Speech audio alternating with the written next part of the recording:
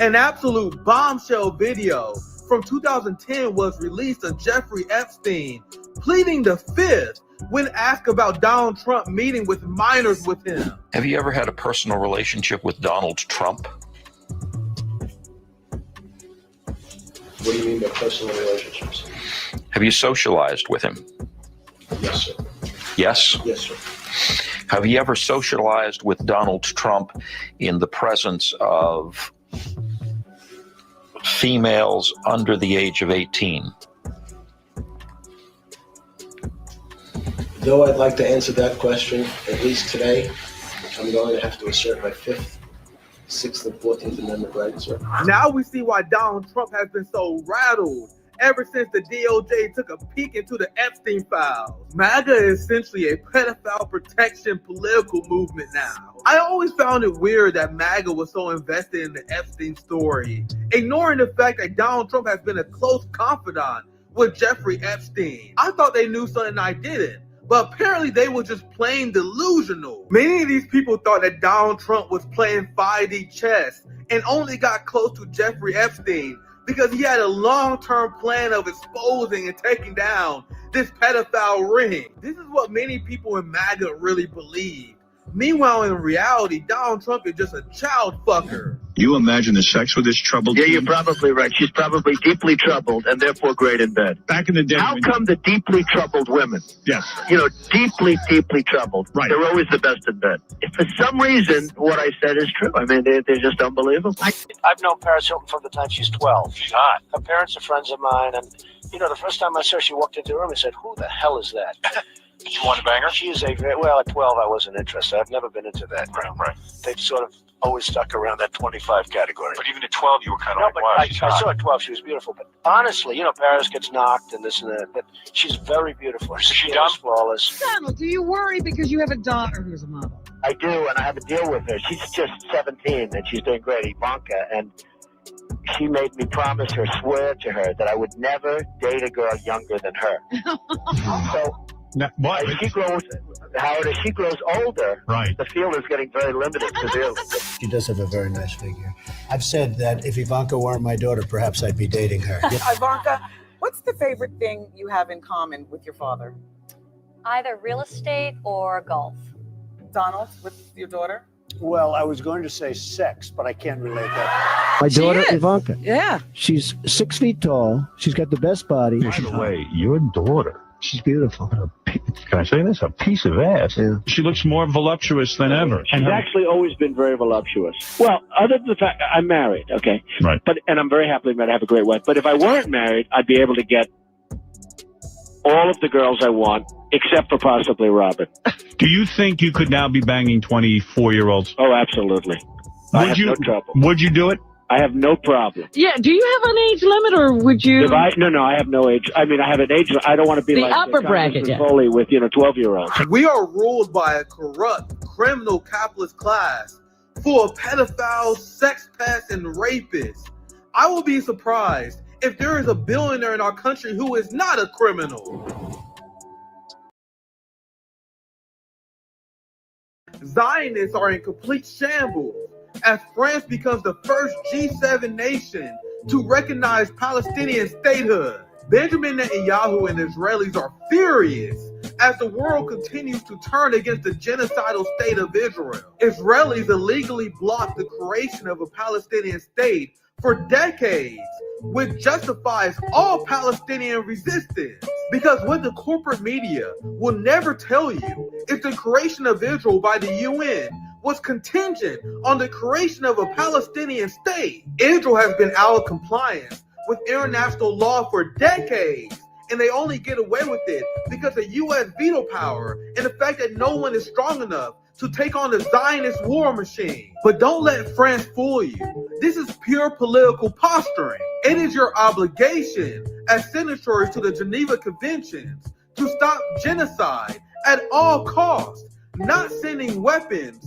and military equipment to a state committing genocide and declaring statehood for the people who are being murdered. The reality is this is just a stalling tactic by the French government while Israel engages in the final solution. People need to realize that not being pro-Palestine is politically unviable in France right now. Israel is hated around the world so much that many European countries have to pretend that they are doing something for the Palestinian people in order to win elections.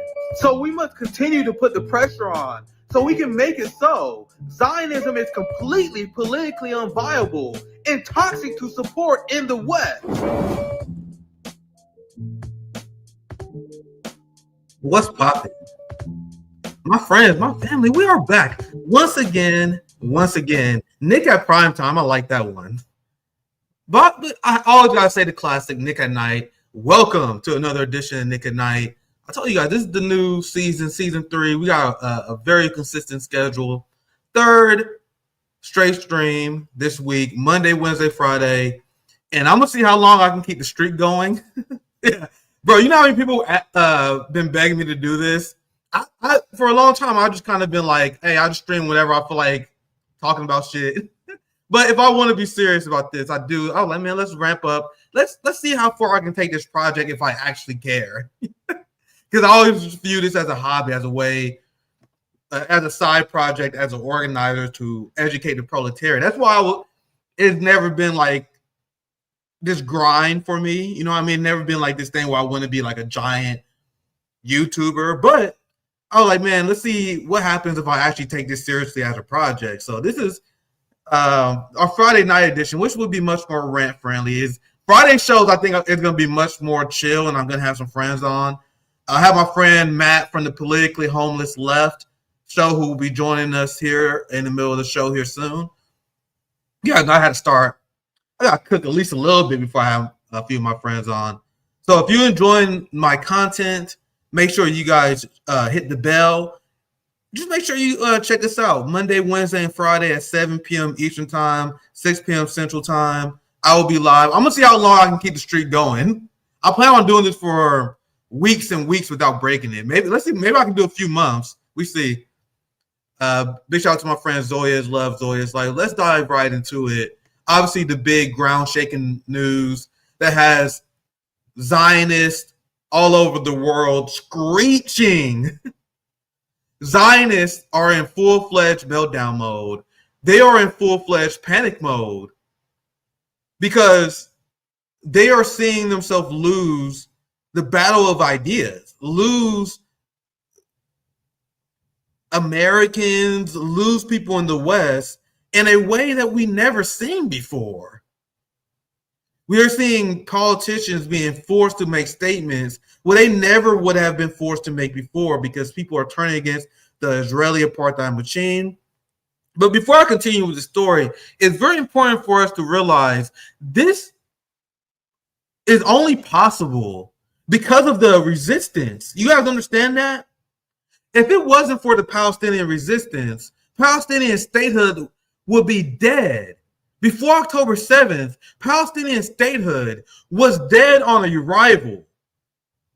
Palestine was completely erased. No one was talking about it, except the anti-imperialist left, who had been ostracized, who've been politically destroyed. You had Jeremy Corbyn in the UK who was like, hey, man, maybe we should care about Palestinian lives a little bit. And they ruined him and they smeared him as an anti-Semite. So the Palestinians have been completely erased by the global consciousness. And then they decided that they must force this conversation. And as a people who are victim of a criminal genocidal occupier, they have the right to engage in resistance. And they launched one of the most successful acts of resistance that we ever seen in October 7th. Because if you get upset at me saying that, this is just a fact. Palestinian statehood, dead. We had, before October 7th, now we have had countless UN resolutions where the only reasons why Palestinian states haven't been implemented is because the US and UK veto power. The US is the only thing stopping this from happening. We have France, which is now the first G7 nation that said they will recognize the Palestinian state. So you have Israel, which is a colony where settlers are fleeing en masse. They are fleeing back to their original country. Their economy is in shambles. BDS has grown and expanded the likes we never seen before internationally. The Israeli settler colonial project is on its death knees right now, which is why we are seeing this angry Zionist backlash. These are the mechanisms and these are the consequences of what the Palestinian act of resistance on October 7th brought upon us. October 7th directly led to the weakening of Israel, directly led to people taking seriously the Palestinian state. Now, don't get me wrong. I'm here to be as honest as possible with you guys. I understand the counter argument. I understand people that will make the argument that, oh man, I don't know if October 7th is worth it, especially now that we are seeing Israel engage in its final solution. That we see all the, I've seen estimates where 500,000 people have died in Israel's genocide of Palestinian people. But that's what it entails when you resist a genocidal colonial state. And it is consistent throughout history. So when people are given a choice, whether you will suffer and be tortured forever or fight and die for your liberation, throughout human history, it is shown that it is in our nature that we rather fight and die than be subjugated. There's been many uprisings that have been successful, and there has been many uprisings that was brutally suppressed. But there is one thing when you look at slave revolts, when you look at all the revolutions, everyone who freed themselves from the chains of the British Empire, there is one thing that's consistent. Humans want to be free. And that freedom comes at a high cost, which is why I can't bring myself to ever say that October 7th wasn't worth it, because I can't ever disrespect the sacrifice of these Palestinians who looking at the barrel of a genocidal gun and they said, give me freedom or give me death. I think it's kind of abhorrent whenever people disrespect that decision, especially if you're an outsider. At least allow the Palestinians to have that conversation. But as an American, especially as someone who lived in the heart of the empire, that is an argument we absolutely never should be making. Disrespecting the sacrifices of people who are fighting against our empire as we sit back and watch Netflix. You see it all the time. It's very commonplace among the United States left. The entirety of the Bernie Sanders left, not only do they despise the resistance, they want them dead. And then there are a lot of liberal anti-Zionists who they want Israel to chill out and stop killing Palestinians, but they hate seeing Palestinians successful in their resistance. Then it makes them feel a little queasy. That's not my position. That's why you see the Zionist suppress our channel. That's why you see a channel ban, because there's no but Hamas, none of that here. Full support for the Palestinian people because we are seeing resistance work. And I know I had this headline up here for a while, but you must understand that France is only doing this because of massive pressure from their own people. I'm here to inspire revolutionary action. People tell the ruling class, liberal scum, and even their bourgeois friends, family, the petite bourgeois, they will try to brainwash the working class, people who are fighting against the empires, that gaslight them that protesting, resistance, violent protest, all these acts of resistance is not worth it. There's no ultimate point. We might as well engage in just self-preservation. The fact that France even has to pretend to support a Palestinian state is because you have French protesters, anti-genocide protesters, that damn near have Paris on fire because of how France was complicit with the genocide. You guys know they had a Tour de France. Let me see if I can find it. I don't have it saved. I can find it. Tour de France, Palestine protest. They have the Tour de France in Paris and France right now. And it is being bombarded. God damn it, why the fuck is the article not opening? It is being bombarded with anti-Israel protests, pro-Palestinian protests. Here's one of the articles here. Look. Anti-Israel activists protest Israeli team at Tour de France. So in France is burning because they're fighting against a fascist state that is trying to make supporting Palestinian resistance illegal. But everywhere Israelis go in France, they are facing protests. Israeli athletes are being protested at the Tour de France. I saw this video. I'm gonna see if I can find it, where an Israeli biker was being protested, and one of the protesters was tackled because they was being so aggressive. Look. Pro-Palestinian protester takes issue with the Israeli team at Tour de France. They can't even do the Tour de France anymore, fam. They're being protested at the World Cup.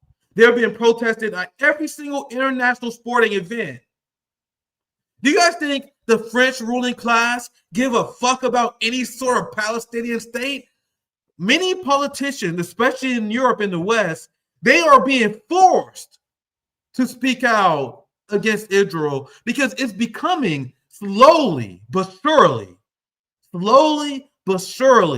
completely politically unviable not to support Palestine at this point. Let alone if you look at real base countries like China. In North Korea, you will be in prison for being a Zionist, which is based.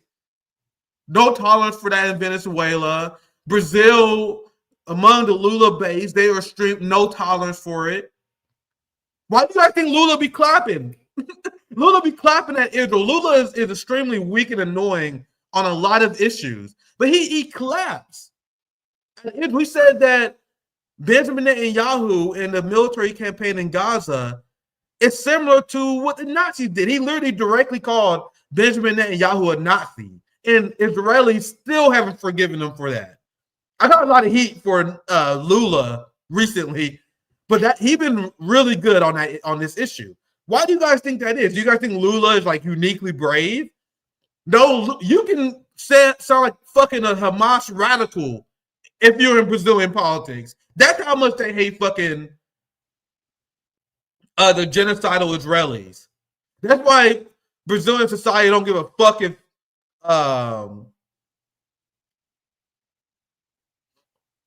don't give a fuck about Lula's opposition, because they are like diehard Zionists. Either way, the point I'm making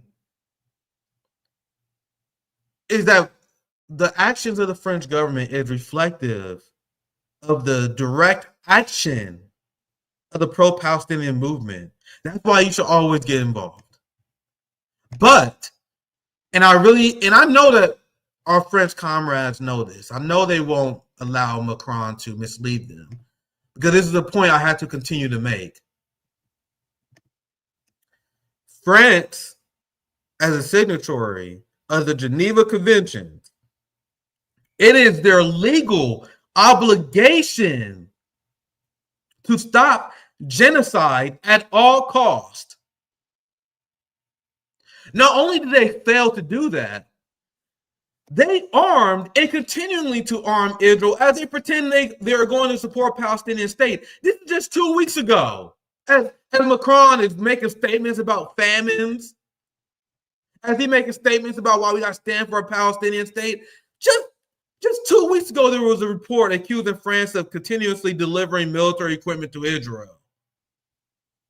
In Germany, they locking people up for calling for an arms embargo on Israel. And meanwhile, they're putting out these fucking bullshit statements. That's why we can never let these ruling class motherfuckers ever whitewash their complicity with these crimes. We have to remember, there is no statute of limitation for genocide. And I don't know about y'all, but I'm going to be spending the rest of my life trying to get these motherfuckers arrested, tried, imprisoned, hanged for supporting genocide. The same Democrats who are making statements about famines are the same people just last year who were saying stuff like, Well, technically, can you define genocide? What is a genocide? Technically, it's not. It haven't matched the definition of a genocide yet. I want all these motherfuckers tried and hanged. There's no statute of limitations. The boomers are going to die out soon. They are the last saving grace for Zionism. What do you guys think is going to happen when leaders all over the world is made up of Gen Z and younger, who grew up witnessing Israel fucking burning children alive, using starvation as a tool of war? Fam, I know, never say impossible. Don't let revolutionary defeatism ever fucking grip your soul. I don't know if it's going to take 5 years, 10 years, but I'm going to be in my rocking chair telling my grandkids how we took down and we fucking hanged these genocidal Zionists. How is that not a valid life goal? How is that not something that we should all work towards? UK, France, and Germany called for immediate end to humanitarian catastrophe that they caused.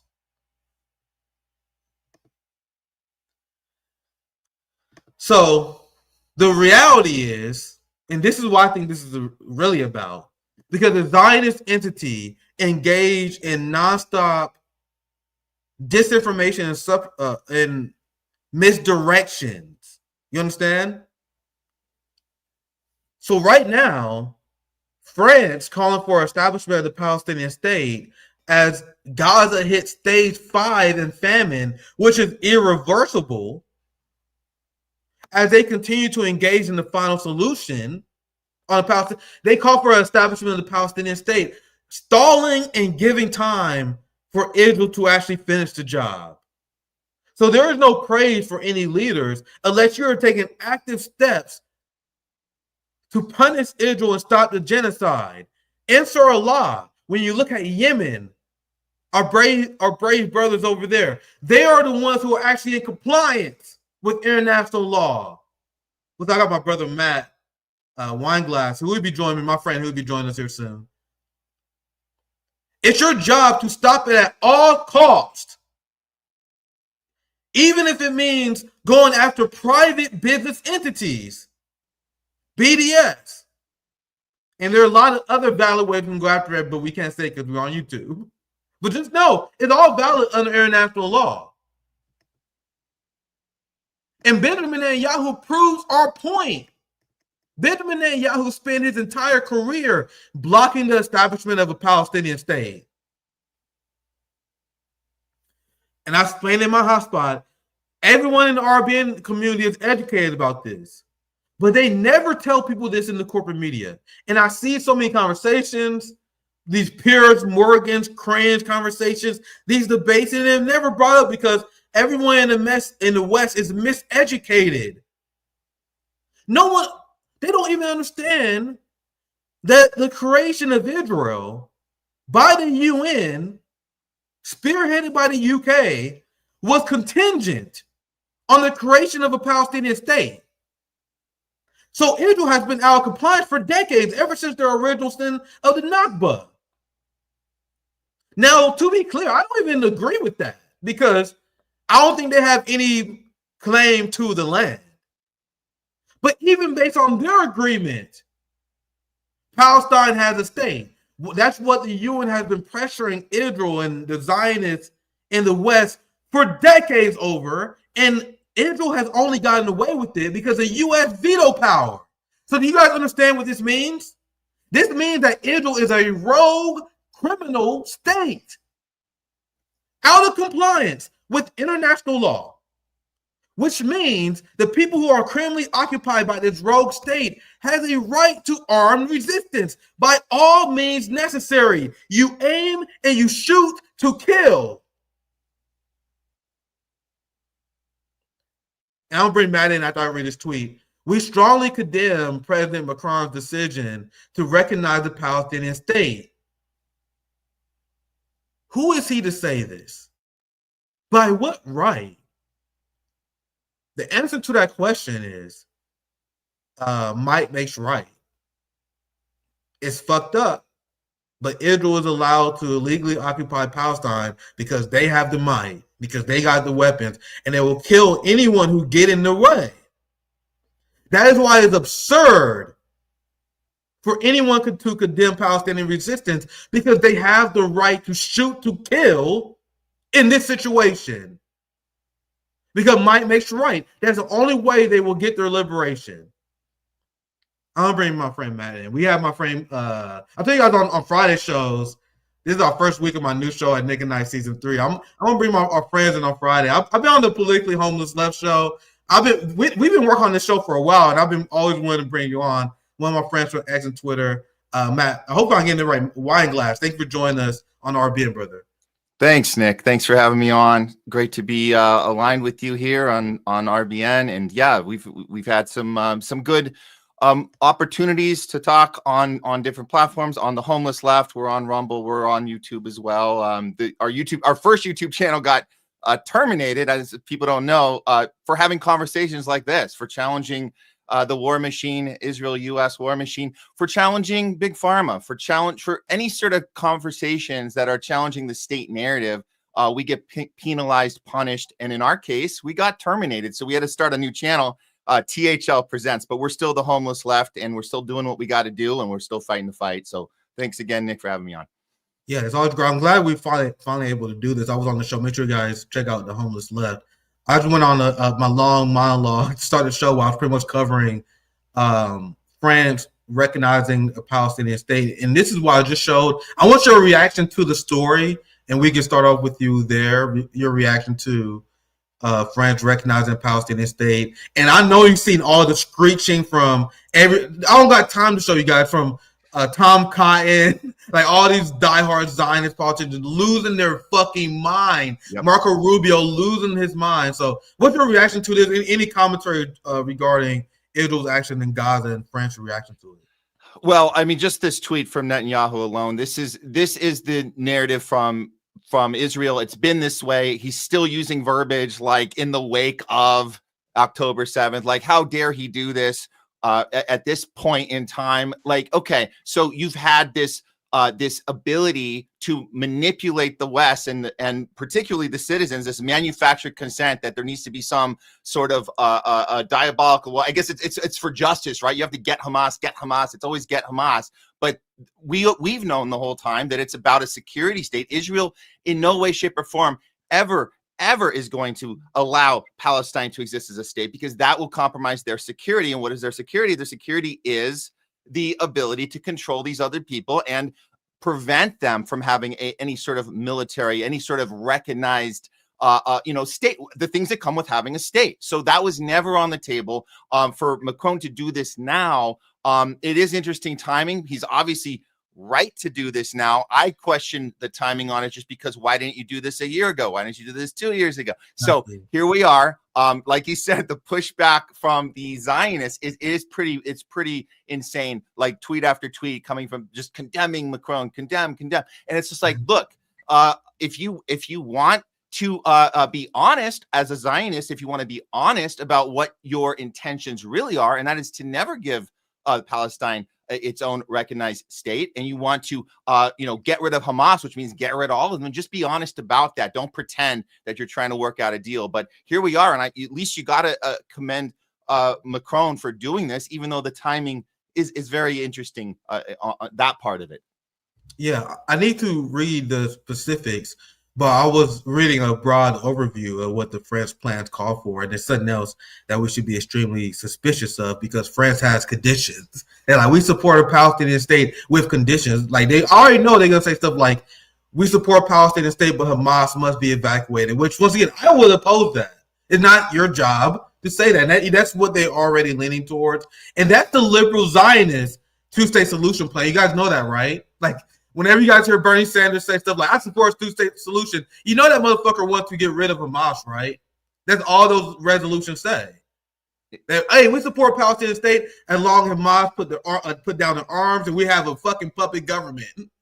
I don't support that, guys. I understand why Palestinians concede to that, but the correct position that we should have as allies is a one-state solution where everyone has equal rights under the law. But Matt, I think you want to chime in. Feel free if you want to.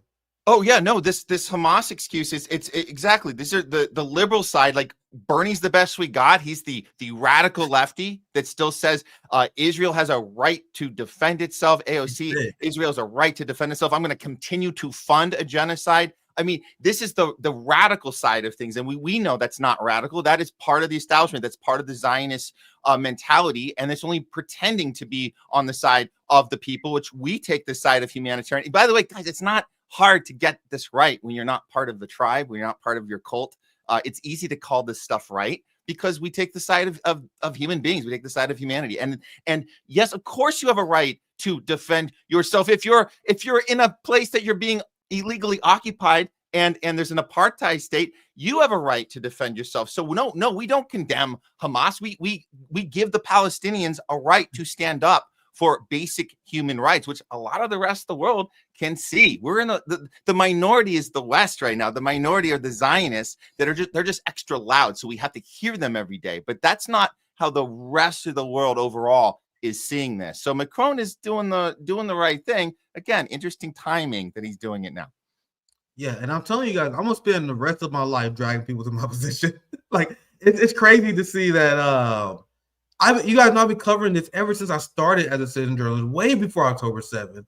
My infamous grilling of Marianne Williamson over the two-state solution, that was way before October 7th. Remember, a lot of people were confused, like, why are you grilling Marianne Williamson because she said Israel has the right to defend itself? Now that's like, duh. You know what I mean? That's duh to people now. You can't say that. So now that people acknowledge that, I'm like, hey, yo, all right, let me go further and continue to push over to windows. Because now my position is that everyone who served the IDF should be tried. Yeah. Because look, in this hypothetical, I see everyone in my comments. I'm only saying this because you guys provoking me. Because look, Zionists don't belong in the Middle East. I don't believe that these people who posed in teenage women's underwear and blew up residential homes, who torture people and rape them to death, I don't think they should be reintroduced to society. I'm sorry I'm a radical for saying that. I'm sorry if I'm so radical I don't believe people who rape Palestinian men to death should be reintroduced to any society.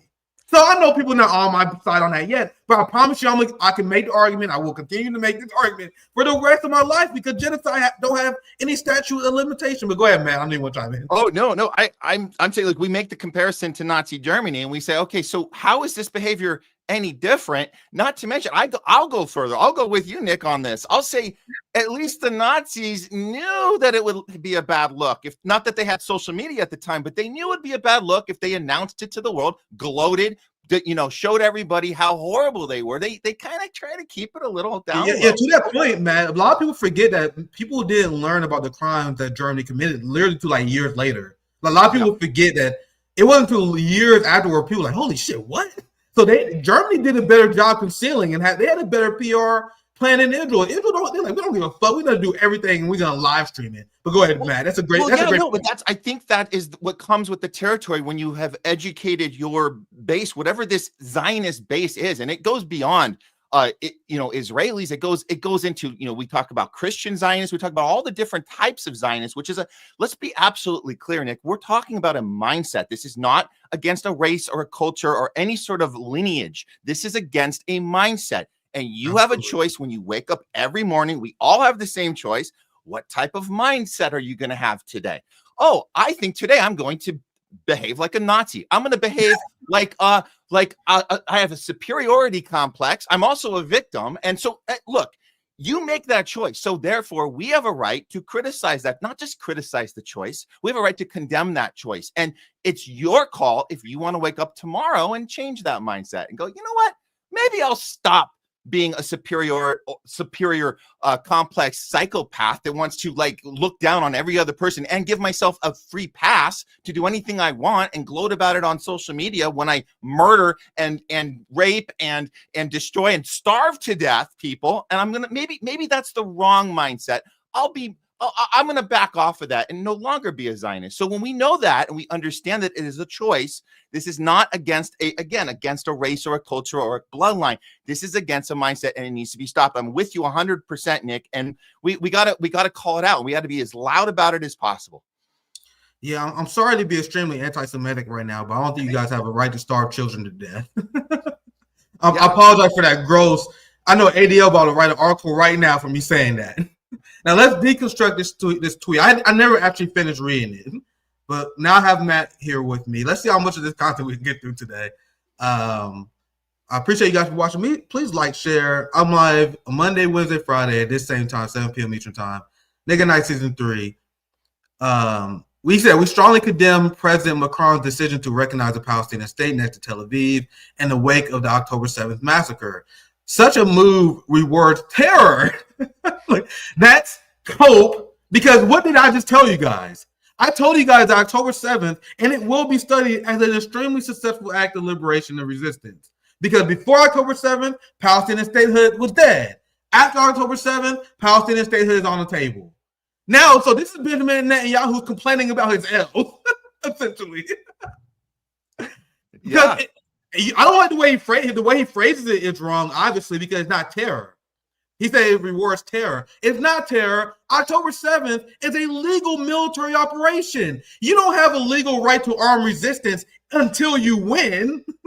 You guys think that right only applies if you lose? Just because October 7th was successful does not mean it's terrorism. It was a successful military operation. Go ahead, man. I know you want to chime in. Feel free, brother. No, you're talking about the language. That is absolutely deliberate. And we know about the mindset of Netanyahu and the Zionist mindset and the way they've been able to convince our elected leaders in Washington. Every time he comes and gets the red carpet treatment, he is convinced us that that there is a winning element to if you all you have to do is win. So I think you nailed it with that. So we can call the loser whatever we want. People like winners. I think there's actually a clip of him saying this recently, that people always, they side with winners. So it's not about right and wrong. It's never been about right and wrong. It's about how do we win this? And then once you learn that you can cheat your way through a win, then that's also applied as well. Lie, steal, cheat, whatever you got to do to win. Because as Netanyahu says himself, people like winners. Again, it's not about right and wrong. It's not about,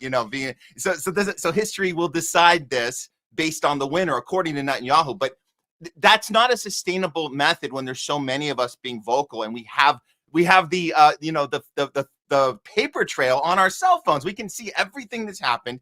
You're not going to get away with it. Over time, there is going to be an endpoint to this, and we're on the right side here. This is 100%, Nick.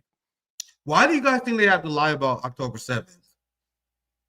If October 7th was this horrible event like they say it is, why do they have to lie about it?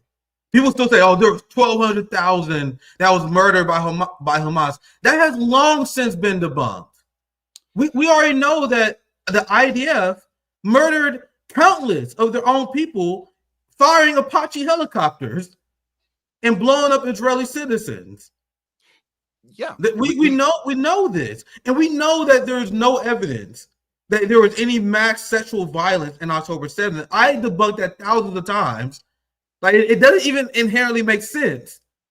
Where you have a operation where speed is critical, where they have time checkpoints, where in an operation where you take hostages, for example, whether you like it or not, speed is critical. You got to hit checkpoints at certain time. I forgot what the document was called.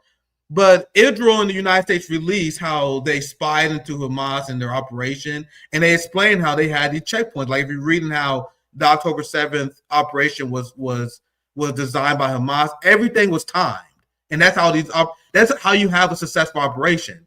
So what the Zionists will have you believe in a high pressure, and another thing that's important to remember, they never tell you that. You guys know that around 400. I think maybe around 300, 400 Hamas fighters died on October 7th. You notice how they never mentioned that? Because it was an extremely dangerous operation. It was an operation that they've been training for months. A high pressure situation where you flying it with parachutes into a genocidal apartheid state. Literally one of the craziest things that humans can do, right? You are watching your comrades die. You have a high-pressure situation on you. You have Apache helicopters firing Hellfire missiles, and it's raining upon you. There are Israeli citizens who are armed, who are shooting at you. This is what happened. That's why there was a lot of Israeli citizens who was murdered, because a lot of them was shooting at Hamas agents. You had IDF storming and shooting at Hamas agents. This is why the death toll for Hamas was so high. Ask yourself why they never tell you about the Hamas death toll. Now, consider what the Zionists tell you, despite everything I just laid out. They want you to think, they want you to believe that Hamas took rape breaks, Apache helicopters firing down, IDF soldiers shoot at them, and the Hamas was like, hey, pause, time out. Hey, let's rape these people over here real quick. And they get mowed down, they watching their friends die. Somehow they get erections despite all this going on, and they're going to take a rape break. And this is what people believe. People believe that there was a massive rape operation that Hamas carried off in October 7th, and it is the stupidest shit of all time. It doesn't even remotely make sense. So ask yourself this. Why do they have to lie to you about it?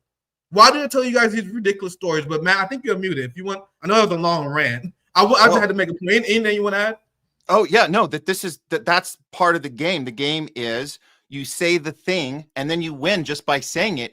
We can debunk it. We can show the evidence that it didn't happen. We can show it like clear evidence. We can also talk about the Hannibal Directive. That's also on the yes. So we know that these things are complete lies, but they get the quote unquote win. Netanyahu gets a win because he got to say it. He got to say it on October 8th. He got everybody in tears. I remember we're here in Hollywood. We had so many Zionists here. And Zionists by association, because they're in this industry here. And they just, I remember that day very clearly that when we found out what happened, and people they're in tears. They're like, can you believe what they did? And those tears happened. That you can't erase that moment of emotional response. That's what this is about. It's about you get that, you manufacture that consent. It's based on emotion. And then when we go ahead and show them that it's all BS from the beginning, every single thing we've debunked everything. And yet they still got to have that moment that you can't take away. They cried their tears for the 40 beheaded babies that didn't exist, but they cried the tears. So mission accomplished for Netanyahu. He's continuing to do that. He's doing that now with the aid. Oh, Hamas takes the aid. Hamas takes the aid. We try to give it to them. So it's just lie after lie after lie, but you get that emotional reaction. And I want to say one more thing about emotional reaction, because that is part of manufacturing the consent to annihilate Palestine altogether. In the parking lot that we see from the overhead views right now, it's emotion. The emotion is that we feel like if we don't do this, the babies are going to grow up to become Hamas. They're gonna kill all of us. Did you know there's 7 million, 8 million Israelis in Israel that would be killed? We feel like they're gonna be killed. So everything's based on feelings. You got nothing to show from us except you have a feeling about it, and people go with feelings. That's it. So the more work we do, debunking after debunking after debunking, it's not making any sort of dent in the armor of a true Zionist that's linked their entire philosophy to feelings. And that's it. Bernie still repeats the myth that there was mass sexual violence on October 7th. I mean, what is that other than pure racism? This is why I turned and I despised Western feminism when I seen, especially the smearing of Palestinians as sexual deviants. It's the same thing that white supremacists did during the Jim Crow era. They smeared Black Americans as sexual deviants who want to rape the white women. They smeared Native Americans as brutes who want to rape white women. If you study history, you see that these are patterns that happen consistently. This is why they want you historically ignorant. This is why they go after DEI history, woke history. They don't want you to know this stuff because they do the same stuff. Who you guys think the Nazis learn from? They smear the people they commit genocide as sexual deviants, and Western feminism enables this. So what do liberal feminists say? What do the AOCs and all these liberal feminists say? They say, oh, we got to take out Hamas because they engage in sexual violence. They legitimize genocide using feminism. The same way that they legitimize lynching Black men using feminism. Western feminism, whether you like it or not, serves genocidal violence. Yeah.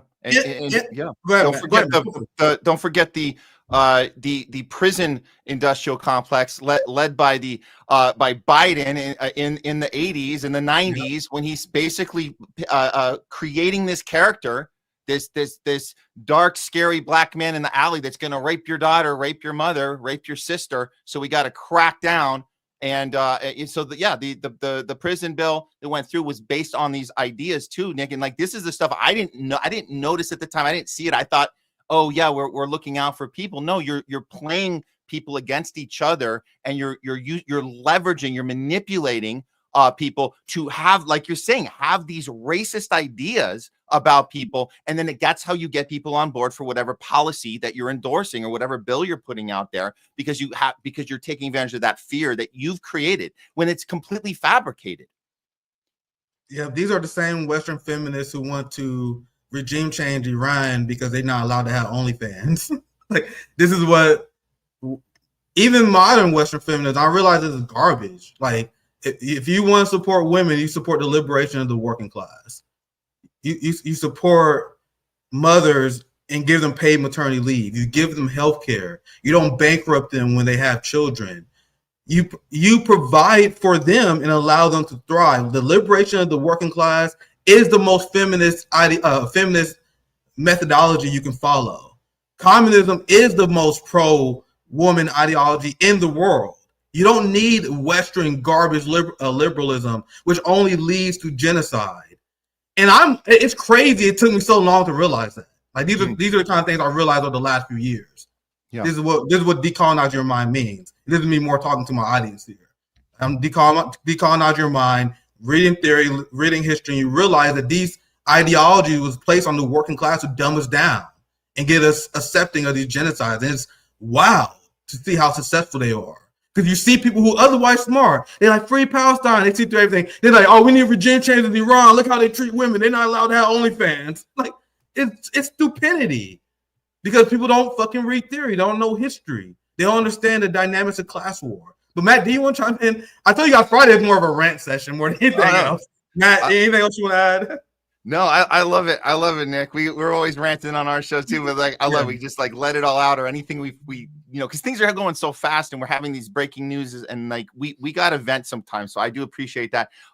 As far as the class war, yes, this is something that people I think are slowly waking up to. I think there's people on the right that are waking up to this, which is interesting. I'm sure you've seen that as you've paid attention. And like there seems like there's been a little bit of a shift. I mean, if you want to start a conversation with MAGAs who are, and I know this will probably bleed into the next topic, but the MAGAs that are getting that have had enough of Trump, had enough of the duopoly, aka the uniparty, and they're ready for something else. This is something to talk about. I mean, even just the idea that you're talking about, the scary communism, scary socialism. It's like, you guys realize that we've been providing everything that Israelis need out of our taxpayer money, and they were there. So there's that. Are you guys aware of that on the right? Yeah. I think they're seeing that now. Wait a minute, they get free healthcare, they get everything paid. What the hell is going on here? We don't get it because we've demonized it, yet our taxpayers are going over there. That's very interesting. I think it's a good place to at least start a conversation about how you take care of your people, because we clearly prefer taking care of people in another country than we do with our country. And it's as clear as day when you talk about providing for Israeli citizens with anything they need. And they're flourishing from that. Too bad they like to murder and invade everyone around them. They would actually have a very, very cool society where everything kind of works, other than the fact that they're genocidal maniacs. But other than that, no, they get free healthcare. Yep. Yeah, I love as someone who lives in Missouri, I love talking to right wingers. That's why I find whenever people are upset when I went on Jake's shows, I find that shit is hilarious. Because I was on Jake Show's show and I was like, I thought you guys were for a small government. What's up? Why are you guys against defunding the police? And you guys see, I passionately made an argument why we should defund the police. I got him to understand why that's fucking absurd. I explained to him why we have this giant fucking police state. I explained to him why privatizing, having capitalist control healthcare is ridiculous. He agreed. Like many people on the right do. Like all these people on the blue states, they think every single right winger is irredeemable, but they ignore the fact that 1 out of fucking 3 Republicans support Medicare for all. You guys understand that's a huge number? Go ahead and look up the Pew Research poll number. I reported on this years ago. 1 out of 3, it fluctuates. It could be anywhere between 25 to 40%, depending on the poll. You gotta understand that's a fucking lot of people. Like if you forming a coalition to get free healthcare, for example, that's a lot of 1/3 of people to fucking ignore. And these are arguments that you can make to these people. You sending taxpayer money to Israel to fund for their healthcare, but you think the American people don't deserve that? And I made the argument to Jay Shields, and I make this argument to conservatives all the time. What's more pro-family than communist ideology, than providing for the working class, than providing paid maternity leave? In China, 91% of millennials own their home. Well, what's more pro-family than allowing the working class and putting them in a situation where they can control their home? Providing them health care, not bankrupting them for having children. Creating a situation where you can have a one breadwinner household if you want to. The capitalist system forces you to have two breadwinners because they steal your wages, and then they say you've been liberated by feminism because the women can work now. That's what they tell you. So I make these arguments, and it upset liberals who are anti-communist, but these are arguments that we can make that easily reaches them, which is why the comments over there is massively, overwhelmingly positive. When I'm making these arguments, explaining to them how the capitalist model is anti-family, how if you want to respect the dignity of work, you support communism. The question I have for all the Trump supporters right now, what is Trump building right now? What infrastructure project did he announce? As a communist, I want to put you to work. I want to put our people to work. We want to build things. Look at China. They're announcing infrastructure projects every week. Yeah. Man, sorry, I know I'm ranting. If you want to chime in, this is Friday. I'll tell you, this is how the Friday show's going to go, by the way.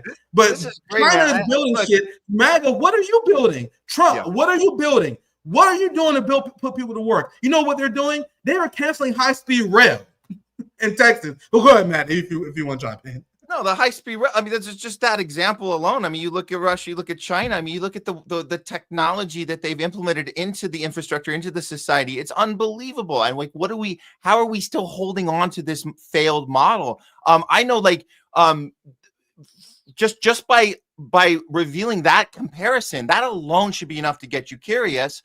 You're not going to necessarily make people switch to communism overnight, but I think a great place to start might be with, look at our system and its complete and utter failure. Look at the homelessness. Look at our infrastructure. Look at everything gone to shit. This is not a failure of a different system that we haven't implemented, which they like to tell us. They like to tell us that capitalism failure is because of communism. It's insane. Like they've convinced us of that in California. That's been a talking point for MAGA, and for, not just MAGA, for anybody that supports establishment, American exceptionalism, American, just this whole, pull yourself up by your bootstraps. Everybody has a chance to be a billionaire. And that's their excuse. How come California fell into the gutter? Why do we have the highest homeless population in the country? It's a blue state, for crying out loud. Oh, it's because they've gone too radical left. No, we're still living in a capitalist system. We are not implementing these ideas. We're not implementing healthcare. If we were, California would have free healthcare. It doesn't. So these are at every turn, you can see that the system that we're in right now is failing, not a different system that we're not in. And by the way, communism, which quote unquote fails in other places, they also love to blame that on communism, not on the thing that actually destroyed it, which is capitalism. We have to go and invade every country, switch people out, that elected leaders, put in these far-right extreme dictator governments in its place, just so we can turn to our people and say, see, you like what you got, because look what happened to them when they tried to do something different. And we have example after example, from Venezuela to Cuba, we know that every Middle Eastern country that has tried to get out of the petrodollar, we teach them a lesson. Anytime they try to do something that's actually for the people, we teach them a lesson. We make an example of them. But at some point, enough is enough. We have to look at the results of the thing that we're in, and it's failing. Actually, I'll go further, Nick. It's not failing. It's what's happening to the capitalist system is exactly what was designed for it to happen. We're living the actual results of the thing that we were born into.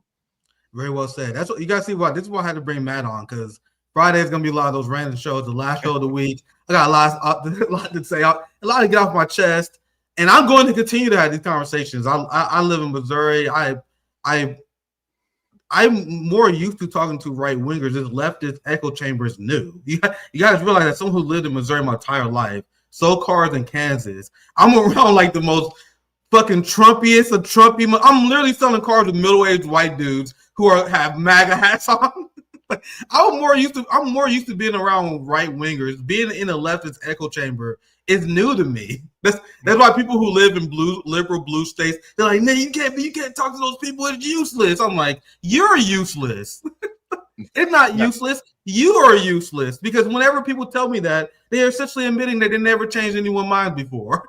Yeah, it's easy. It's easy to. Easy. Go ahead, Matt. Just have a conversation. Go ahead, Matt. No, there's a way you connect with people that I never had conversations like this before. When we started our channel, we started the Homeless Left, into when we were into COVID, and like it seemed very obvious that like in our area in LA, in California, that free speech was done for. There was this idea that like you weren't allowed to speak up, have any questions. So we're like, well, let's just start this discussion channel. And I was really trying to get the attention of like-minded lefties that could see what we were seeing, and they didn't want to have anything to do with it. They didn't want to have discussion. So we ended up having a right off the bat, we had this right-wing populist audience that came right over, and he said, look at these upset lefties that have had enough. We want to hear what they have to say. And we realized that we had a lot in common. I've got a lot in common. Like we cared about free speech, right? We cared about, guess what? We cared about bodily autonomy. That's funny because the Democrats decided to ditch that when they wanted to implement mandates on everyone. But so we had things in common.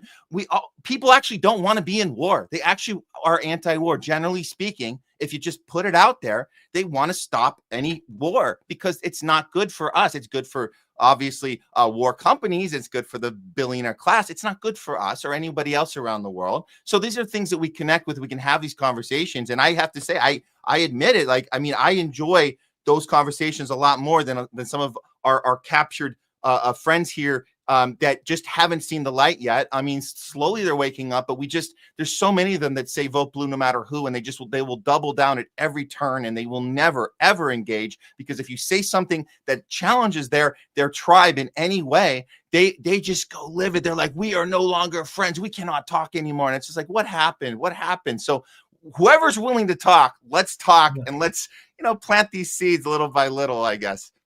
If you don't believe in the potential of the working class, why are you here? Why are you even doing this? Like, if you don't believe you can be persuasive and bring people to your movement, and you think conversations with people like Jay Shield and his audience is useless, why are you even doing this? Like, are you just picking teams? Are you just bored? You're just bored. You need a hobby. You just want to pick a side. You just want to pick a team, and you want to see if your team wins or not. Don't want to do any work at all. No, which is fine. If you don't want to talk to people, that's fine. You can stay home. You be antisocial. You can have these pen pals that you have online. People have like online pen pals, and they stay in their little echo chambers. They write their pen pals on Twitter and X. Stay in their little echo chambers.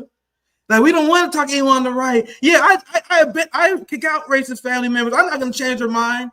Useless. If you want to be coward, if you're a coward and that's what you want to do, that's fine. But I believe in the potential of the working class. I will be in the trenches, and I will continue to do my best to persuade people to appeal to their material interests and the interests of challenging the ruling class, and challenging the system. Which is why I don't hide from class warfare and the labels. Like MAGA, for example. It's funny to me. I told you this is gonna be one of those shows. They were saying during the election that, hey man, Joe Biden failed this country. Once we get in charge, we're going to invest in the working class, invest in infrastructure, and we're going to compete with China. We need to elect Trump so we can compete with China. Joe Biden is the reason why we're falling behind with China. Then, the second that Donald Trump took office, he immediately cut infrastructure programs, cut education funding, and funded the police state more. How is that competing with China, sir? So I'm asking MAGA people this. I'm literally talking to right wingers, explaining, hey man, if you want to take out China, how is building up a police state? That's what his new bill did. The new bill he made, like what was it, Big Beautiful Bill? Big Beautiful It was Bill. all about cutting education and social funding so they can fund ICE to record levels, to fund the police to record levels. So for all you dipshit MAGA so-called patriots, if you want to take on China, how is investing in a police state, how is investing in ICE, cutting education, and not creating any jobs programs, no infrastructure projects, how are you competing with China, MAGA? I would love for you guys to explain. You guys see why they don't invite me on these shows anymore, on these right-wing shows? Because I will ask them these questions. They'll have an answer. Because capitalism is just theft. There's no central planning. They just want to make profit. What do you think happens in society when everyone just want to make profit and there's no overall goal to improve society? They're like, a fucking infrastructure project. They just funnel money in a military-industrial complex. I got stocks in that. And that will make me money. Why the fuck should I care about the results of that? But Matt, I promise you guys, I'll get back on track soon. No, Matt, you're on track, man. All of this is important, and you mentioned the Big Beautiful Bill, and the thing that that neither side were talking about was the main problem with that. I mean, obviously, all the social programs being cut, and we saw people out. I get it. This No King, we had the No Kings March. I get it. You wanted to blame everything on Emperor Trump, like, let's get rid of Emperor Trump and then we'll be back to normal. And it's like, okay, that's not, but I get it. Like, all those programs are gone. But the thing that the left doesn't even know about in that bill, and the right doesn't, they might be a little more curious about it. I don't know. It's hard for me to tell. But the thing we need to really be talking about, you mentioned ICE, it's Palantir. That's the thing. And what's in that bill, and you don't see them listed by name, but you know that Alex Karp and Palantir are getting all of these contracts. It's for the security state. It's for AI. It's for the military. It's for the Greater Israel Project. Everything that you need to do militarily, globally, imperialistically talking is all in that bill. And I think Fiorella on Truthwire, she did a whole she did a whole like budget breakdown, because it wasn't actually in the bill. You had to kind of go and do your own research, right? You do your own research. Well, we did it. Fiorella did it and broke the whole thing down. And there's $380 billion that was put into this surveillance technocratic state that includes military, includes ICE. People don't know that about ICE, they had the deal with Palantir. That's how they're able to go around and target during these raids, is they use that technology. It's the same technology, by the way, that Israel is using, the IDF uses to target the back of the heads of little kids and babies in Gaza. Same technology. And so these people want to go around and say the next wave of war is going to be a three front war. It's going to be China, Iran, and Russia. And like you said, the right is saying, oh, we want to compete with Russia. It doesn't look like we're competing with them. It looks like we're going full-scale military industrial complex around the entire globe. And this Big Beautiful Bill, that's the gateway to it, with Palantir running everything. Yeah, they have no strategy to fight China. You guys realize that, right? Their Hail Mary is fighting a war with them over Taiwan and hoping they can ruin them with their military. Hail Mary, desperate plan. The ruling class, and I have to instill this in the ruling class. You guys have no idea how psychotic they are. They have no plan. When you look at history, this always happens. There's not like there's a wake up moment where they're like, oh, damn, we need to chill the fuck out. No, there's revolution after revolution after revolution, because they always push. They always push too hard. And a lot of times revolutions get squashed, they get slaughtered. Then every once in a while you get successful. You get the Bolsheviks. Every once in a while you get the fucking heads rolling like in France. Every once in a while you fucking miss.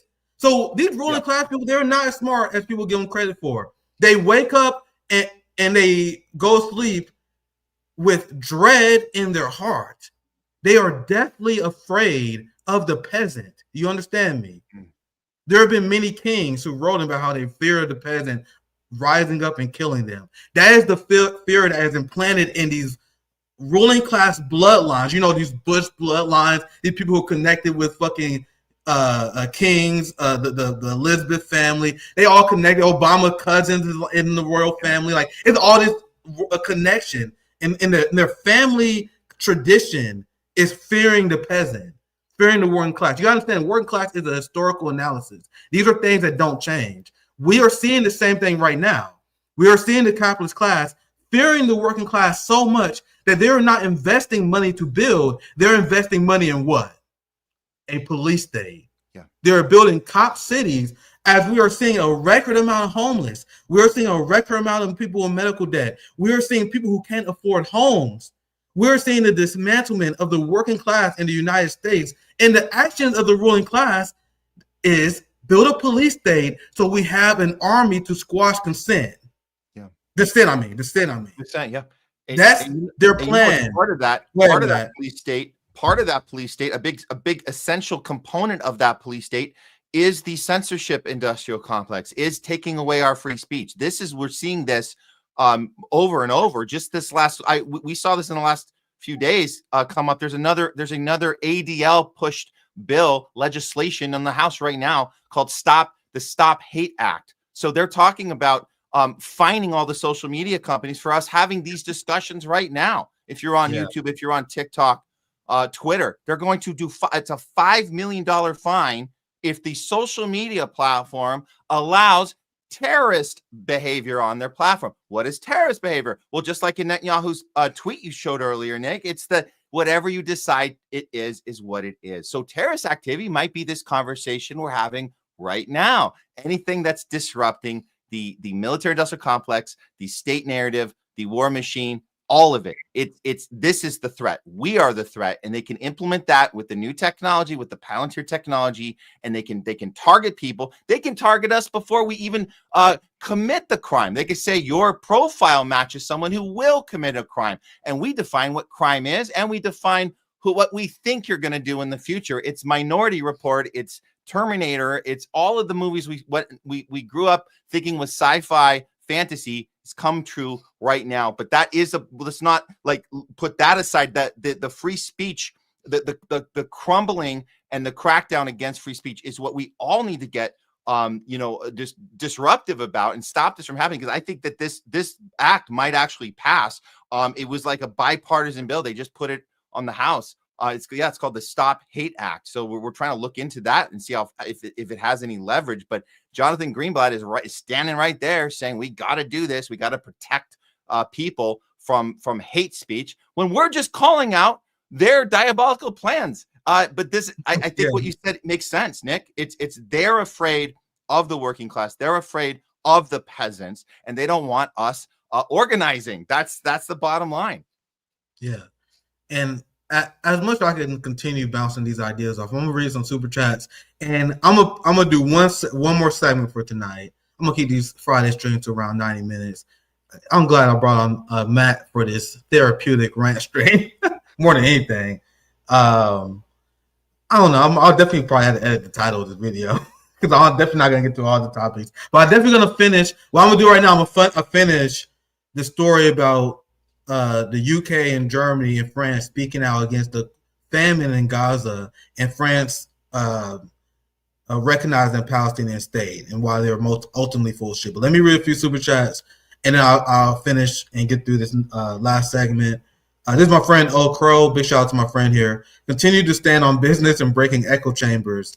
And yes, all members of the IDF and dual citizens should be held accountable. Death to the IDF.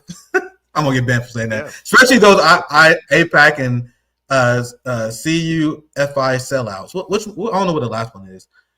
Thank you, Okra. Here's another one. Nick, I know this isn't part of the show, but ask Matt about Trump's plan to rid cities of homeless and open asylums.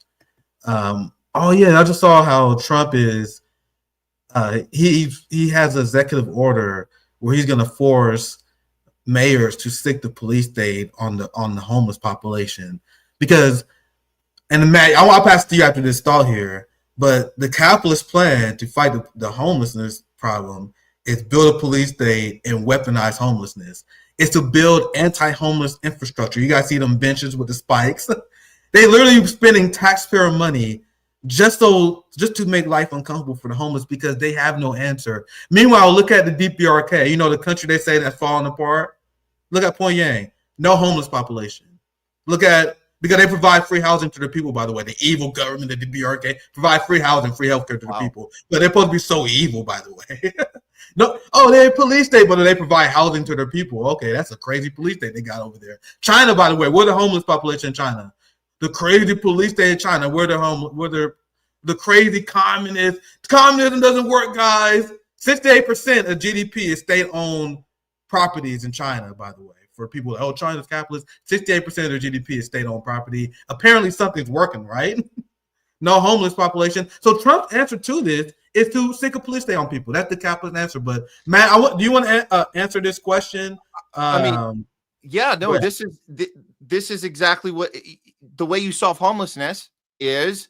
You redefine homelessness as criminal. So you make it a crime to be homeless, and then now you can, not have to, the way you present it as a problem is no longer the problem that it is. It's just how you package it and spin it. So yeah, that's what he's doing here with open asylums.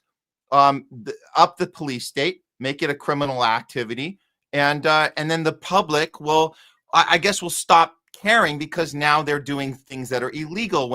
It's illegal not to have anywhere to go. It's illegal to get evicted from your home. It's illegal to get fired from your job. It's illegal for your family to break up. All those things will then be illegal, and then we don't have to talk about homeless as we're talking about real people, real families dealing with the results of a failed capitalist society. But yeah, no, the even the thought that Trump would even have a thought of, wait, what if we tried the opposite of that? No, that'll come across as communism. We don't want to do that because that's anti-American. So no, punish them for losing everything. That's what we're gonna do. Yeah, I was trying to fact check myself here. China has a home ownership rate of 90%. Very interesting, right? Wow. Among millennials, 70% own their home. You want to know why that is? Because they legislated landlords out of existence. You're allowed to own property in China, but you're not allowed to rent it out. You're allowed to. If someone fact check me, but I read into this, but for my understanding, the regulation is that you're allowed to own two properties, but you're not allowed to rent it out. And if you rent it out to friends or family, there's regulations on that. But essentially, they regulated landlords out of existence. The state controls the loans for homes and rentals, which keep the prices of home extremely cheap in China, which is why the average rent in China is only around $500 in US dollars a month, when the average salary is $49,000. Wow. So guys, I'm not a China simp. I understand they got problems, but I am a scientifically minded person. It is factual on multiple levels. China has completely shit on us with their economic model, and we need to learn from them and not smugly be like, hey, don't you know China's not a utopia? Communists don't believe in the utopia myth. You guys notice that capitalists do? Capitalists believe in utopia so much, they believe that, hey, if you give so much money to the ruling class, they will trickle down. They believe in trickle-down economics where they will trickle down to the working class. That's the most utopian bullshit of all time. You guys see how everything they attack communists of is pure projection? They accuse us of being utopian when we're scientific. But go ahead, man. I know you want to chime in. I'm a random motherfucker today. That's well put, Nick. I mean, it's projection. This is Freud 101, right? You project the thing on the other side that you're doing.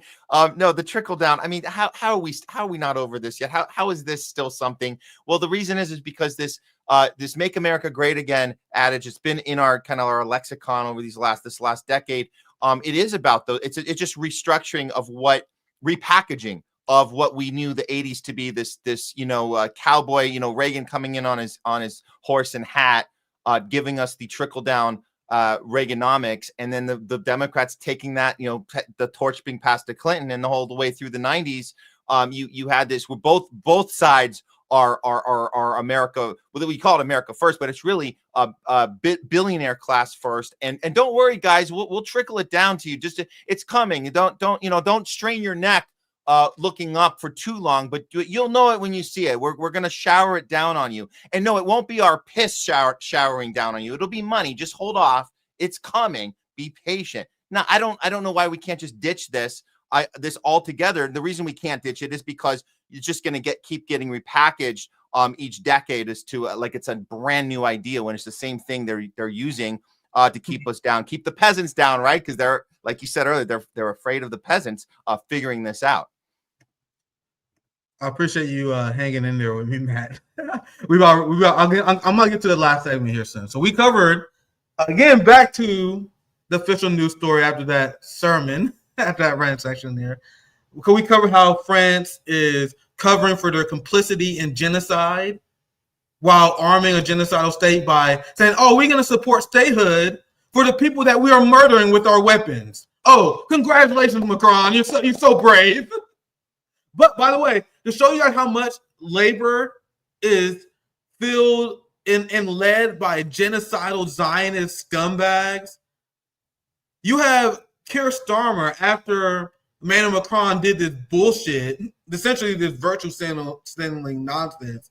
So there's a lot of pressure on Keir Starmer to recognize a Palestinian state. And you guys understand that the UK, led by Labour, the fake left, the fake bullshit liberal central, these are the biggest friends of fascists that we can possibly find, because they made it illegal essentially to support Palestinian resistance. They made it illegal to support Palestine action. And Keir Starmer is stalling and giving time for the Israeli state to commit a genocide. So look at this. Keir Starmer has massive pressure for him to recognize the Palestinian state. But you want to know what he's been saying for weeks now, and he repeated the same talking point, which is insane. You understand how complicit this is? Look, Keir Starmer has been saying this for weeks. Recognition of a Palestinian state is conditional on a ceasefire. What are you talking about? So you guys understand, when Keir Starmer says this, he knows exactly what he's doing. So when you say that you will recognize a Palestinian state after Israel agrees to a ceasefire, why would Israel ever agree to a ceasefire? So now you're essentially giving Israel the A-OK. And when you say this, you're giving Israel the permission to never accept a ceasefire deal. And there are people in Labour, and there are people in the UK that are so stupid, they can't see through this obvious plot that Keir Starmer has been doing. Let me say this. The working class in the UK, the people that they're weaponizing their police state against, they see through this. But the Zionist-controlled ruling class in the UK don't. Matt, do you have anything you want to add to this? That's just my intro to this final segment here. Yeah, no, that's obviously the question, Nick. We gotta be angry about. What are you saying? Ceasefire, that so Israel doesn't have to agree to it. But I'll go even further and say Israel has agreed to a ceasefire and broken it. So none of that even matters anyways. So like, this is just a way for him to position himself like, I mean to do something, I'm gonna do it. It's never gonna happen. But even if it did happen, what does it even matter? Because like you said, I think the key point is all of the European countries, our country, we're all funding the genocide, and we keep calling it a war. And it's not a war when one side is demolishing the other side, which has no ability to even have a state because it's not considered a state. So you can't, it's this conundrum, word salad of posturing that's never going to go anywhere until we actually stop funding the genocide. And that's, I think we're still far from that, but we're more people need to speak up and say exactly what this is. This is just posturizing. It's not real. And yeah, that's it. That's where we're at. Yeah. And this is despicable. So this is designed so Israel will never accept a ceasefire and protect Israel. But this is just like, you guys see the Zionist subversion tactics that the rulers in the West use. Macron declared a Palestinian state while still arming Israel and giving them an additional reason to finish their genocide. Yeah. Keir Starmer says, hey, man, I'll accept a ceasefire if you stop. Hey, bro, if you stop, I will make a Palestinian state. You better continue. You guys see what they're doing? And then after all this pressure, so he had, let me go back to the first, sorry, I had this one up earlier, where you had 220 MPs call for Starmer to recognize the Palestinian state. France has publicly called for UK to accept Macron's call for a Palestinian state. And despite all this pressure, despite the fact that the UK has acknowledged, and Keir Starmer has a statement condemning Israel for using starvation as a tool of war, he still won't recognize a Palestinian state. Do you guys see how complicit the genocidal West is with the genocide every step of the way, including the Western liberals, who I'm about to get to real soon, because all the Western liberals who was with genocide Joe Biden every step of the way, they realized that what we were saying a year and a half ago was true, that you're supposed to speak out against genocide before it happens. You don't wait after it happens like, oh my God, we got to stop the genocide. The same liberals who are making statements now are the same people who were saying stuff like, define genocide. Technically they haven't killed everyone over there yet. You know, technically there's still Palestinians that are alive. So technically Joe Biden, he hasn't committed a genocide. Now you have all these liberal outlets. You have all these politicians that are now speaking out against the genocide. I'm going to quickly read these headlines. I'll get you in there, Mac. I know you want to chime in here. I'm going to read this headline quickly. Look, the New York Times. And it's everywhere. It's everywhere. They're now talking about what was standard on RBN. Gazans are dying of starvation. I saw an MSNBC and CNN segment where they were showing starving dead Palestinians. Look, famine silently begins to unfold. This is something that politicians are now acknowledging. This is what I mentioned earlier. Gaza has reached level 5 starvation, which means it's irreversible. You guys realize that? So even if they got aid in yesterday, they still wouldn't save the lives that are about to be lost. So, but liberals was waiting until we got to this point, and now they want to make statements. I'm going to show you guys just one example of this because it's everyone. Every single Democratic politician, especially after Zoran won, they saw that the Democratic base, they see the polls. Even the Democratic normies are turning against Israel. They are shitting themselves right now.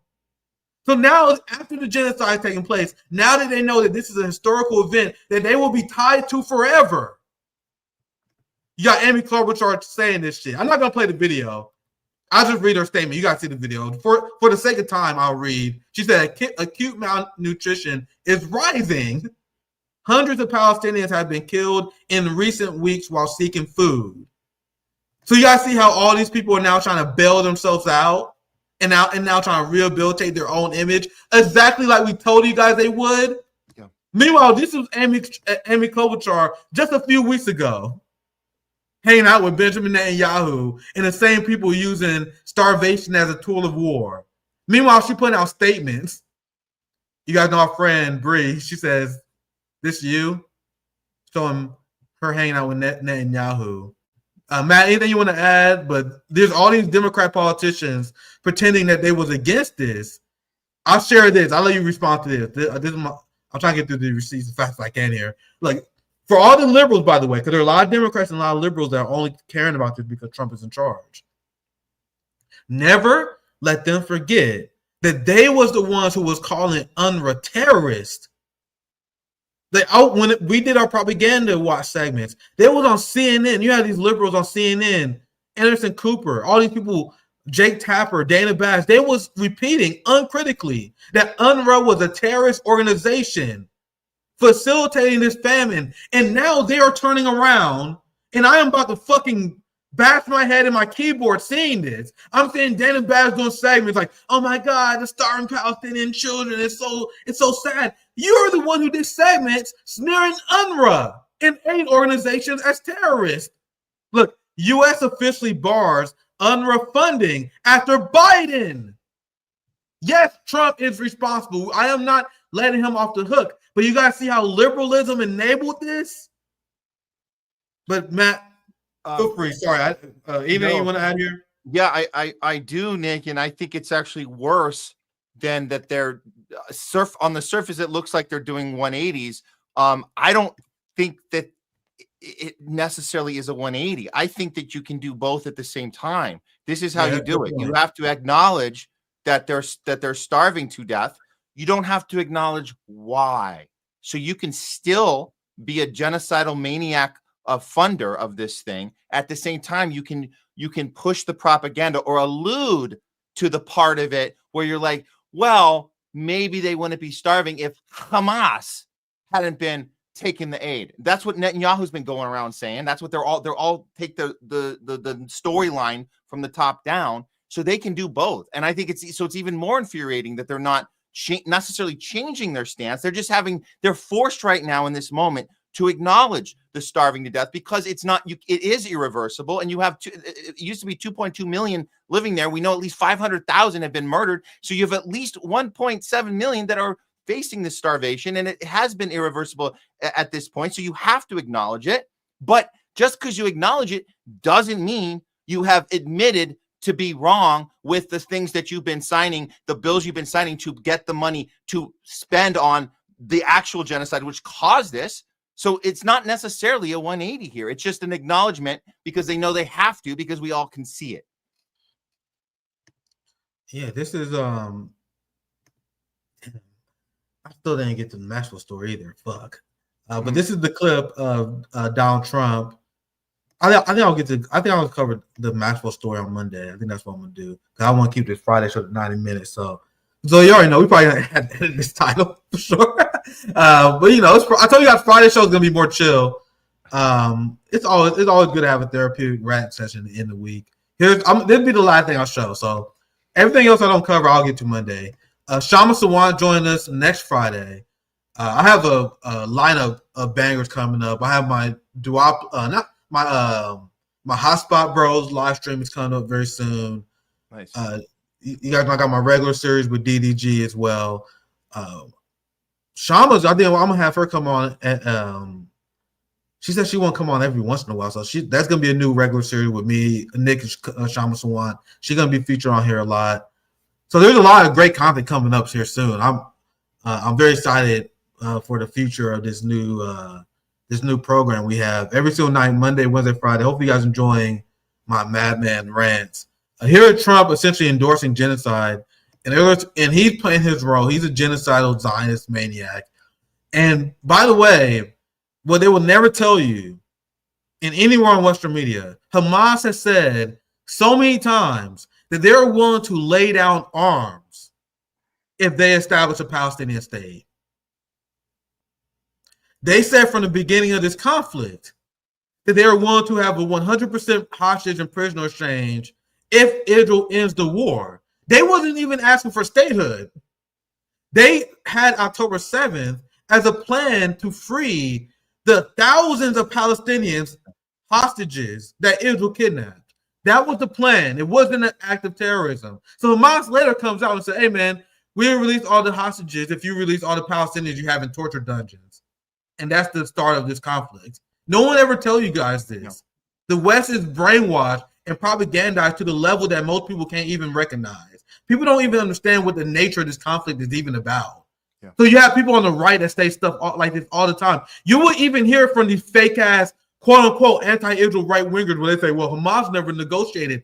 Hamas demands have been extremely rational and clear from the beginning, but you will hear people like Trump and them saying that Hamas is responsible for all this because they don't want to negotiate. Yeah, Gaza, they pulled out of Gaza. They pulled out in terms of negotiating.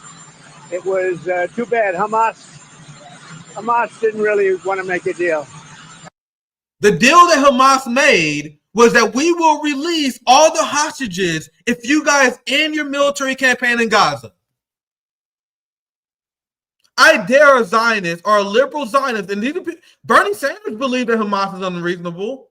Someone explain to me how that's unreasonable. So Israel says, hey, man, we won't accept any deal that doesn't involve us occupying Gaza. So if you guys demand us leaving Gaza, we won't accept the deal. So Hamas is like, why would we accept that? So then Zionists in the media then turn around, and this is what Piers Morgan do. This is what all your guys' friends, the people you guys think is on your side, they will say this too. They will say Hamas is not negotiating. It's been Israel that was the bad faith actor. But sorry, let me finish the video. I'm sorry. I got triggered in only 10 seconds. I'll let the video play all the way through. I'm sorry, guys. I'll let you comment after as well. Pulled out of Gaza. They pulled out in terms of negotiating. It was too bad. Hamas didn't really want to make a deal. I think they want to die, and it's very, very bad. And it got to be to a point where you're gonna have to finish the job. They really, Wow. I ended there because you see, this is a genocidal maniac that said Israel has to finish the job. He failed to end the Ukraine war. He failed to end the genocide in Gaza. He is failing to build anything. MAGA is a failure of a movement. And if you continue to support these politicians, you are a class traitor. Wake up. Matt, go ahead. I'll pass it to you. We can begin wrap up. We had 90 minutes in. I'm glad you were chilling with me tonight, man. Matt, anything you want to add on the story? I mean, look, and this has been fun, Nick. I got to tell you, just this. Yeah, I appreciate you coming on, man. Yeah, for sure. Unloading at the end of the week, for sure. Look, I'll just throw this out. And this is not any cover for Trump. This is just to remind people how big the problem is beyond him. That we know what we've heard those recordings of him talking, saying the exact opposite. We've heard him talk about, I think it was like a leaked tape like last year where he talked about having discussions with Israel versus Palestine, and he says that there's one side that doesn't want to negotiate, and that's Israel. So we know that he knows that. So when I see this tape, it's another indicator to me that this isn't about genocidal maniac Trump. This is about look how controlled he is, that somebody's making him say that, whether he believes it or not. The fact that he has to stand there and tell us that they want to die. We tried everything. It's more than shameful. It is disgusting, and it's another sign of our system, which is so broken, so horribly dysfunctional, that the president of the United States is taking pecking orders to tell us that one side, the side that's been genocided this entire way, that they're and are starving to death in real time, that they just want to die. That's where we're at now. And so I don't know how we fix this, because it's much, much bigger than Trump that this is happening, and he's getting away with it. Yeah, I appreciate having you on, man. This super chat is a great way to end the show. I appreciate you, Wandy, for the 999. MAGA was 100% against the Build Back Better bill. We wanted bills introduced individually so MAGA had control. We will vote out those people in midterms. MAGA is against genocide. Trump pulled an Obama. Trump is make Israel great again. Yeah. And I'm going to say this. If you was conned by Donald Trump, this is your opportunity to wake up and get your head in the game. You had a choice. We all have a choice. You either side with the working class or you side with the billionaire Zionist class. And I don't hold back my criticism of MAGA, and I don't separate the two like you guys do, because this is cope. You voted for this. People say, I didn't vote for it. Yes, you did. Yes, you did. Y'all these libertarians, I didn't vote for this. Yes, you did. Because the choice was clear in the beginning. Do you side with the working class, or do you put your faith in the billionaire politician? And you guys made your choice, and now you gotta live with it, man. There's no saying, we're not part of this. Yes, you are. But now you have opportunity. You have an opportunity to get your head in the game and support the working class and stop following the capitalist class. And I'm glad, Wandy, that you're speaking out against MAGA, and I'm glad that you're waking up. It's not like me lashing out at you. I'm not upset at you at all. I'm glad that you're waking up to this. I'm just saying this to all the MAGA people who think, oh, man, this is not what I vote for. This is not me, man. Yes, it is. You made a decision. Don't make the mistake again. Oh, I see a few more super chats. I thought that was the last one. I see two more. So let's end after the last two. And Matt, I'll let you chime in if you have anything else you want to say. I'm a MAGA boomer, and I understand 100% Trump simply has fallen in line with Biden and Kamala. MAGA is pissed off. Hope you guys mobilize that anger. I'll just say mobilize that anger outside of the duopoly into caring for your neighbor. Stop falling for these politicians. That's why I would imply. I told you guys many times before, I'm not mad at the people who propagandized, because I think you was propagandized. I'm more upset at the people who do the propaganda. I just implore any MAGA who's very upset with them, the people who've fallen off that pendulum, don't make the mistake again. Don't be one of them idiots who make the same mistake, doing the same shit over and over again. Let this be the one. Let this be the mistake that radicalized you, because you made. I'm not bailing you out. You made a horrific mistake. Like, you guys enabled a great evil. You guys enabled a great enemy of the working class and gave them power, and then gaslighted people about it. You guys gaslit the anti-war movement about who Trump was. So you guys made a colossal mistake, but please learn from it. That's what I would say. Last super chat. I end it here just for a second time. Do you notice when Trump got into office, the anti-war president has wars? Yeah. So the United States empire does not change. And Ukraine, India, Pakistan, Cambodia, Thailand, and Somalia. Well said. Matt, any final thoughts? Any plugs? Anything coming up? Thank you for hanging in there with me. Thank you guys for chilling with me this Friday night, guys. Anything else, Matt?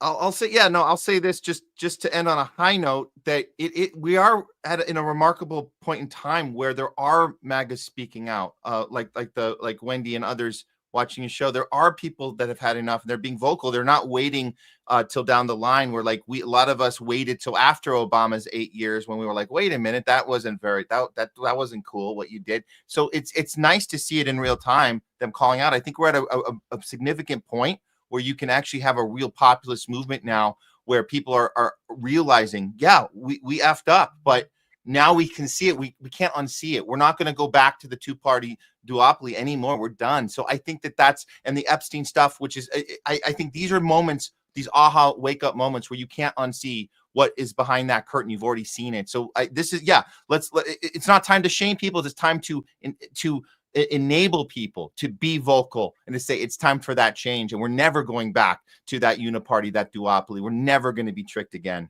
So that's my final thought on that. But as far as what's coming up, we got our show on Rumble, The Homeless Left. We got our Tuesdays and Thursdays. I think we got Garland Nixon stopping by on Tuesday. Love to have you back on at some point, Nick. It'll be awesome. I'm always good. Hell yeah. And then on our YouTube channel, which is the one you see under my name, the THL Presents, which we've been going strong on it. They haven't given us any strikes yet, so we're hoping that the second attempt at it works. But yeah, we're just going to keep it going, and that's it. I want to say thanks for having me on. It's been great, venting like this at the end of the week and getting it all off our chest, and hopefully we'll all have positive weekends, before the next week's chaos, starts. Yeah, make sure you gotta check out Matt. We definitely will have him back on again. Once again, this is the new series. This is the third episode. You guys thought it was bullshit. I told you guys, this is the new series. Every Monday, Wednesday, and Friday at the same time. And I'm keeping the streak going. Like I already had my break. I was in Chicago. I was on the ground, engaged in mutual aid, talking to our RBN friends, brothers and sisters. It's time to lace up the boots and get serious on YouTube, actually. So please share these streams. Please let people be aware of this new program. The algorithm definitely not going to help us. And get involved in your communities, even if it's something small. I promise you it's very therapeutic. I feel like I was about to go fucking crazy covering this shit. But after going to Chicago, after organizing, feeding people, giving school clothes away, after actually being in a community, it actually helped revitalize me. Like that's why you guys see this new extra energy. It really helps. And I can't recommend it enough. Please get involved. Please don't just be in the comment sections. Don't just have online pen pals. That's what these Gen Z modern leftists are. They just got pen pals online and they don't do anything. Stop doing that. Get offline, touch grass, and actually organize. I appreciate you guys. Thank you guys for watching.